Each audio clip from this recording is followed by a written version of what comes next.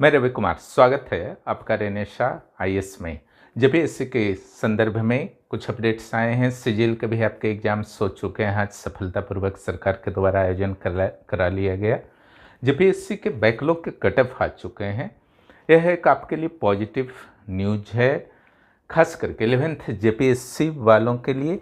जो cut off आपके सामने दिख रहा है, ये आपको एक अंदाज लगाने में मदद करेगा कि आपके कट ऑफ कितने हो सकते हैं, है ना।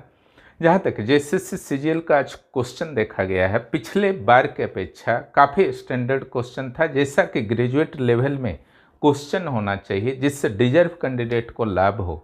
जेएसएससी ने ठीक उसी तरीके का प्रश्न सेट इस बार किया था। यह स्वागत योग्य है और जिस तरीके से प्रशासन के द्वारा इस एग्ज़ाम को लिया गया है, स्टूडेंट पूरी तरीके से सेटिस्फाइड हैं। कल एक और एग्ज़ाम है, जिनका भी कल एग्ज़ाम है, क्वेश्चन के ट्रेंड को कैच करने का प्रयास कीजिए। जहाँ तक आज के प्रश्न की बात है, तो क्वेश्चन आसान नहीं था, आप लोगों को भी पता है, जिन्होंने भी दिया होगा।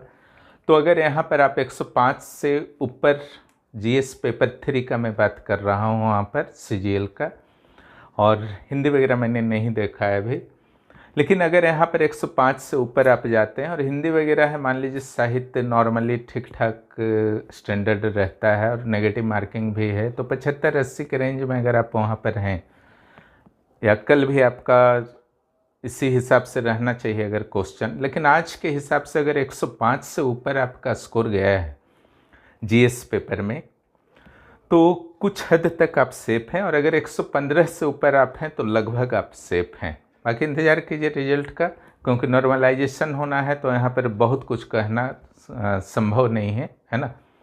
बाकी कल के क्वेश्चन को देखते हैं कैसा रहता है, उस पर भी डिपेंड करेगा आपका नॉर्मलाइजेशन एंड कट ऑफ, है ना। ये कोई कट ऑफ नहीं है, सिर्फ आपको बताया जा रहा है कि 105 से ऊपर हैं तो भी आपको टेंशन नहीं लेना है, और 115 से ऊपर हैं तब तो आप काफ़ी सेफ हैं, और इसमें 75 से 80 आप हैं तो टेंशन विशेष मत लीजिए। 80 से ऊपर हैं तो बहुत बेहतर है ना।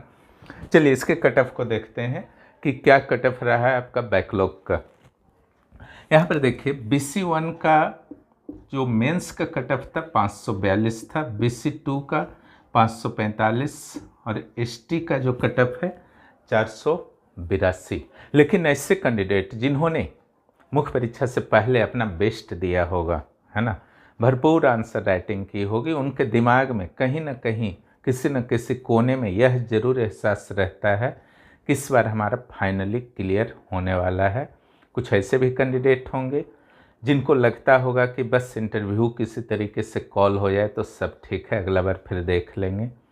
तो ऐसे लोगों का इंटरव्यू भी कॉल हो जाता है, लेकिन वो फाइनल रिजल्ट के प्रति कहीं ना कहीं वो खुद जानते हैं कि हमें ये कमी रह गया है तैयारी के पहले या एग्ज़ाम के दौरान, जिसके कारण वो केवल इंटरव्यू की आशा रख रहे होते हैं और उतना पूरा हो जाता है।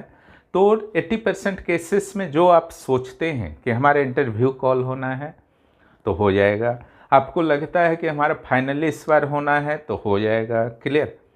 क्योंकि अगर आप अपने आप के साथ जब सोचते हैं तो आप ईमानदारी करते हैं, सिंपल सी बात है। दूसरों को बोलने में प्लस माइनस हो जाता है सभी के साथ, लेकिन खुद जब सोचते हैं, अगर ईमानदारी पूर्वक आप पूरा अपना विश्लेषण कर लिए हैं, जस्ट आफ्टर फाइनल जो आपका लास्ट पेपर था, उस पेपर के बाद आपका क्या फीलिंग था कि हाँ सब ठीक ठाक रहा है, इस बार ये होना चाहिए, वही चीज़ आपका लास्ट तक साथ देगा। 80% केस में सही होता है।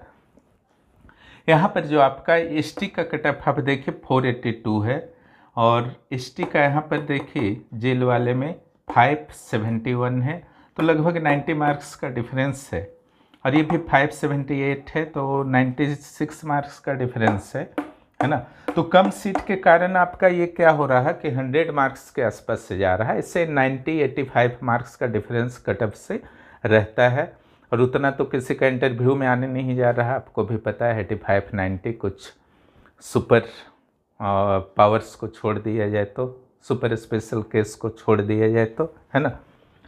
70 आपका काफ़ी होता है, तो 70 अगर काफ़ी होता है तो अगर मान लीजिए 578 गया है इसमें और यहाँ 571 गया है, तो अगर 70 मार्क्स तो इनका जिनका भी 500 यहाँ पर आया होगा, या 500 जैसे 30 40-50 मार्क्स का रखिए, जिनका यहाँ आया होगा वो पूरी तरीके से सेफली यहाँ पर निकल गए। यानी कि कट ऑफ मार्क्स से आपको लगभग 50 मार्क्स, कम से कम 40 मार्क्स तो आगे जरूर रखिए, है ना। 35-40 मार्क्स भी आगे रहते हैं तो आपका प्रेशर इधर घटता है, क्योंकि 100 जो 90 मार्क्स का डिफरेंस है उसमें 30 मार्क्स भी आप आगे रह सकते हैं।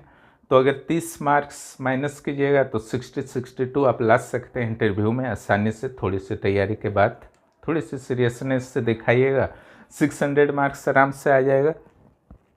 तो यहाँ पर कट ऑफ का जनरल का क्या जा सकता है, क्या 500 यहाँ जाने का चांस नहीं है मेरे विचार से। 500, 510 भी जाने का चांस नहीं, ये रेंज आपका रह सकता है ना। 520 से नीचे रहना चाहिए। इसको देख लिया जाए, चूँकि यह मात्र 10 सीट था और आपके हैं 342 सीट, 34 टाइम्स सीट है, क्लियर। और सारे बोर्ड वही हैं, मेंबर्स वही हैं, और कॉपी चेक करने वाले लगभग वही उन्हीं लोग होंगे, क्योंकि सारा आसपास का मामला है ना। इस स्थिति में माना जा सकता है कि आपका 520 के आसपास रहेगा, लेकिन 520 लाएंगे तो आपका फाइनल नहीं होने का चांस है, क्लियर। आपको लाना होगा कम से कम कितना, फाइनल अगर करना है तो 550, और इससे ऊपर आते हैं तो आपको इच्छित पोस्ट मिलेगा, है ना। 550 से जितना ज़्यादा जाइएगा उतनी संभावना बढ़ जाएगी, जो आपका फर्स्ट प्रेफरेंस वाला जो भी पोस्ट है वो आपको मिल जाएगा। उसी तरीके से एसटी का अगर देखा जाए, बीच में आपके ओबीसी वाले रहेंगे, BC1 BC2 EWS। एसटी का देखा जाए तो 3 ऑप्शन दिख रहा है, 460, 445, 430, ठीक है। अगर इसके अनुसार देखा जाए, 482 के अनुसार देखा जाए तो सीट तो बहुत ज़्यादा है एसटी का, लगभग आपका 26% के आसपास आरक्षण है, क्लियर। तो 460, 445 और 430 में सबसे बेहतर जो आपका लग रहा है ये वाला ऑप्शन लग रहा है 445, यानी कि 450 तक आप रख सकते हैं कि एसटी कैटेगरी में अगर कोई भी कैंडिडेट हैं और 450 के आसपास ला रहे हैं तो उनकी संभावना बेहतर है कि उनको इंटरव्यू देने का अवसर मिल जाएगा, लेकिन फाइनल का गारंटी नहीं है। फाइनल के लिए निश्चित रूप से आपको +30 यानी कि 480 से 490 लाना होगा अगर कैटेगरी में आना है। कोई एसटी कैंडिडेट हैं, बीसी कैंडिडेट हैं, जनरल में आना है तो इस क्राइटेरिया को फॉलो करना होगा, क्लियर, तब जा पाएंगे जनरल में। लेकिन अपनी कैटेगरी में जाने के लिए आपको 480 to 490 एनी हाउ लाना होगा, क्लियर। लेकिन इस कट ऑफ से आपको एक अंदाज लग जाना चाहिए कि 10 सीट में जब 542 BC1 या BC2 के लिए 545 गया है ना, तो आप लोगों का कट ऑफ जो है 530, 540 ये सब जाने वाला नहीं है ना। अब नेचर आपका चेक करने का नेचर चेंज हो जाए, कुछ हो जाए, बहुत ज़्यादा लिबरल मार्किंग हो जाए तो एक अलग मैटर है, लेकिन सामान्य केस में मैं बता रहा हूं कि 518-20 से आपका ज़्यादा जाना नहीं चाहिए कट ऑफ जनरल के लिए, है ना। तो 520 नहीं लाना है, आपको कम से कम 550 लाना है। इस पर पहले भी मैं बात कर चुका हूं। जहां तक बात है रिजल्ट की, तो रिजल्ट तो देखिए चेयरमैन की नियुक्ति के बाद ही हो पाएंगे, और थोड़ी सी निराशाजनक रही कि इस कैबिनेट बैठक में भी माननीय अध्यक्ष महोदय की नियुक्ति नहीं हो पाई है जेपीएससी की। अब क्या इंटरनल रीजन है तो किसी को नहीं पता है, लेकिन इंतज़ार ही आप कर सकते हैं। और यह आशा रखिए कि सरकार जो है ज़रूर नियुक्ति को पूर्ण करेगी चुनाव से पहले, है ना, निश्चित रूप से पूर्ण करेगी, क्योंकि सरकार के द्वारा इस एग्ज़ाम के पीछे काफ़ी मेहनत किया गया है और यही उद्देश्य था कि चुनाव से पहले आपको नियुक्ति पत्र दिया जाए। इसलिए ना पीटी बहुत जल्द कराया गया, मेंस बहुत जल्द कराया गया, उद्देश्य यही था, है ना।